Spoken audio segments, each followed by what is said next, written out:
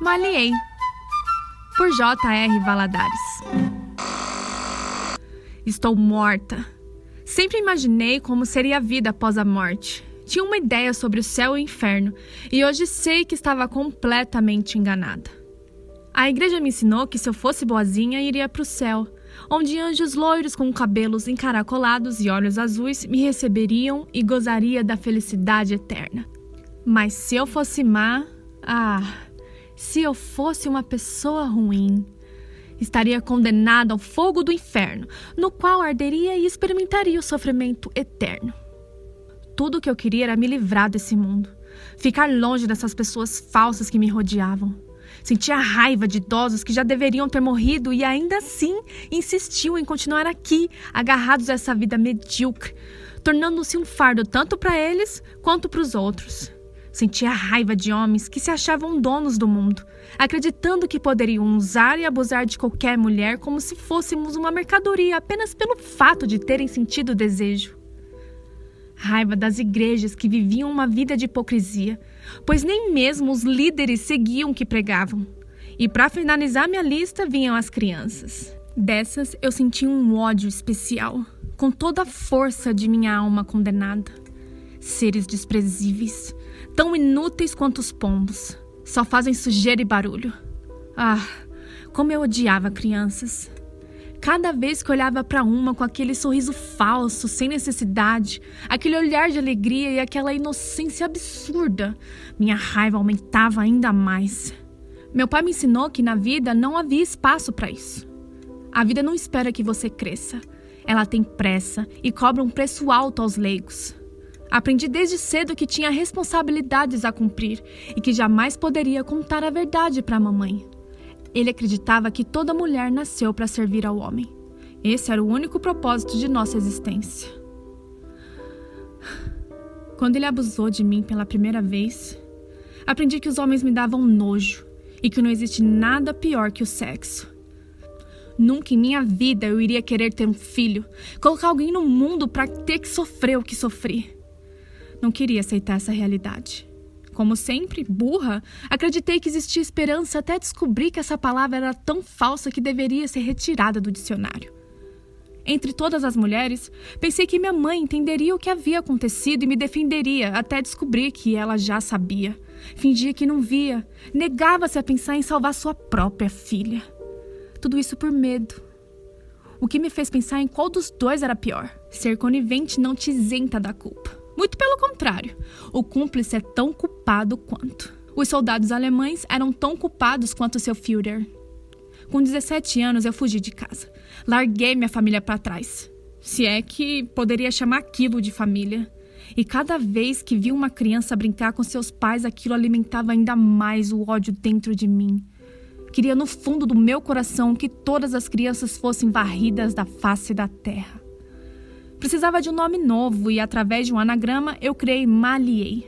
Decidi livrar as crianças do sofrimento antes que conhecessem a face do mal. Pelo menos elas morreriam com uma vida boa e não se tornariam o que eu me tornei. A primeira vez que matei foi asfixiada no parquinho. Era uma menina magricela de cabelos loiros, com mais ou menos uns 10 anos. Apertei seu pescoço até meus punhos doerem e ela soltar os braços sobre a areia ao lado da gangorra. Essa iria para o céu e se sentiria em casa ao lado dos anjinhos, com o mesmo cabelo que o dela. Naquele dia percebi que eu gostava de fazer isso e talvez essa fosse a minha missão na Terra. Quando vi aquele corpo sem vida estendido no chão, percebi que matar era um privilégio. Em determinado momento, o rosto dela se confundiu com o do meu pai e me senti mais leve, como se estivesse me purificando. Um menino de olhos puxados e pele amarelada chegou bem perto de mim e viu a garota morta. Paralisado, não sabia se corria ou se gritava. O medo em seus olhos era igual ao que eu sentia quando meu pai chegava perto de mim. Vá e espalhe para os seus amiguinhos que a Maliei vai libertar todos vocês. Virei-me de costas e saí caminhando tranquilamente. Só após alguns minutos ele teve forças para gritar. A partir daí, eu não parei mais e meu nome começou a ser respeitado e temido. O segundo era um garoto negro de cabeça raspada. Eu o afoguei dentro do lago. Depois do terceiro, eu parei de contar. A única coisa que me lembro é dos rostos deles. Todos eles. E os carrego como se ainda estivessem comigo. Enquanto minha fama se espalhava pela cidade, eu tratei de arrumar um emprego trabalhando na limpeza de um sítio para receber uns trocados. Era apenas uma maneira de me manter viva, pois minha verdadeira atividade era como ceifadora de crianças. Seres impotentes que só fazem chorar e sofrer. Cada pescoço apertado era um chororô a menos no mundo. Os pais, tão cruéis como sempre, usavam a minha história para amedrontar os animaizinhos que eles fingiam cuidar. Diziam que a Maliei atacava as crianças que não se comportassem. E o que é ser uma criança comportada? Um dia, estava voltando da caçada para o sítio, satisfeita por mais um trabalho feito, e o peste do japonesinho me reconheceu. Levantou seu dedo gordo e apontou para mim. Maliei, Maliei, Maliei. Começou a gritar sem parar e as pessoas entraram em desespero. Era como se eu fosse o próprio demônio diante deles. Os pais juntaram paus e pedras para me atacar. Estava instalada a Inquisição e eu era a bruxa a ser morta. Eu fugi para dentro da mata, onde eles se perderiam pela maneira desorganizada e desesperada pela qual tentavam me atacar. Foi quando eu vi um ser que jamais imaginei que pudesse existir. Tinha o corpo de uma mulher e os cabelos loiros como os da minha primeira vítima. Mas não era um ser humano. Era algo diferente. Sua pele era verde e escamosa. Estendeu suas mãos para mim. Na verdade, estavam mais para patas, como se fossem patas de lagarto. Os cabelos cobriam o rosto dela. Se quiser se libertar, venha comigo. Eu não pensei 2 vezes. Tudo o que eu queria era ser livre minha vida inteira. Quando toquei seu braço, ela me puxou e começou a correr. Eu sabia que deveria prestar atenção no caminho, mas queria ver o rosto dela. Queria saber quem ela era. E quando a vi, percebi que o demônio existia. Era uma mulher e ao mesmo tempo não era. Sua cabeça era de um jacaré. Usava uma capa preta que lhe cobria o corpo, deixando à mostra aquelas patas com unhas gigantes. Não estava mais aguentando correr e ela praticamente me arrastava pela mata. Até que chegamos à beira de um precipício. Abaixo de nós, um pequeno riacho rodeado de pedras. Em volta das pedras estendiam-se macelas do campo que partiam morro acima, até onde nós 2 estávamos. Atrás de nós, podia ouvir os gritos das pessoas que se aproximavam procurando por mim. Olhei para trás e vi os pais das crianças chegando cada vez mais perto. Eles queriam acabar comigo por eu ser uma assassina, e a solução que encontraram para essa injustiça era me matar? Como é difícil entender as pessoas. Você tem 2 escolhas. A mulher com cabeça de jacaré falou olhando para mim.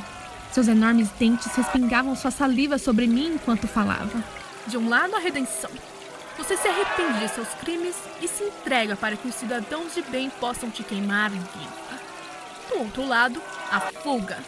Você se atira em direção às macelas lá embaixo e terá vida eterna. Mas jamais conhecerá o céu. Sua alma estará condenada ao inferno. Essa era a minha chance de me livrar desse mundo. Eu não queria redenção. Eu queria poder fazer o que bem entendesse. Poder falar o que penso sem medo e enfrentar quem quer que fosse. Imaginei que o inferno seria um bom lugar para mim. Desde que pudesse sair desse planeta, já estaria bom. Quando eles chegaram, a cabeça de jacaré havia sumido. Estava sozinha de novo. Olhando para aquelas pessoas, só conseguia ver o rosto de meu pai em cada uma delas. Olhei para baixo e podia ver as crianças que eu havia libertado com as mãos estendidas, me convidando a se libertar também. Respirei fundo. Enchi os pulmões de ar, fechei os olhos e pulei.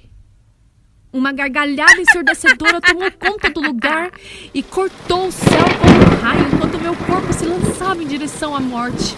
Quando estava chegando ao chão, a cabeça de jacaré me esperava com a boca aberta, pronta para me devorar. Ela me engoliu com facilidade e, depois disso, tudo virou escuridão. Imaginei que agora seria o fim e finalmente estava livre. Até abrir os olhos e constatar o pior. Estava deitada sobre uma mesa, uma mulher com uma agulha costurando o meu corpo. Não sentia mais meu coração pulsar. Não sentia fome, não sentia nada. Estava oca por dentro. Ela retirava e mergulhava a agulha sobre mim novamente. Depois, preencheu meu corpo oco com a mesma macela do lugar onde deveria ser meu túmulo. Apareceu uma menina de nariz empinado que me pegou decidida que seria minha dona. Esse era o verdadeiro inferno. Teria que conviver com aquela criança. O diabo caprichou no castigo. Não poderia ter me dado um pior. Ah, como eu odeio crianças! Só queria ter o pescocinho dela entre meus dedos. Mas as minhas mãos eram feitas de pano. Eu era um fantoche, uma boneca para ser torturada durante a eternidade. A maldita cabeça de jacaré havia me enganado. Agora sim eu sabia o que era o inferno de verdade. E aquela menina achava que seríamos amigas. Doce ilusão.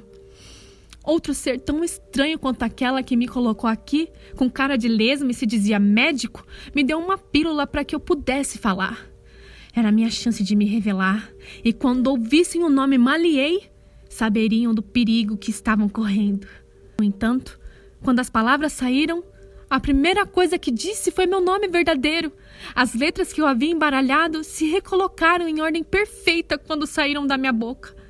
Ao ser perguntada sobre quem eu era, só consegui responder: Emília.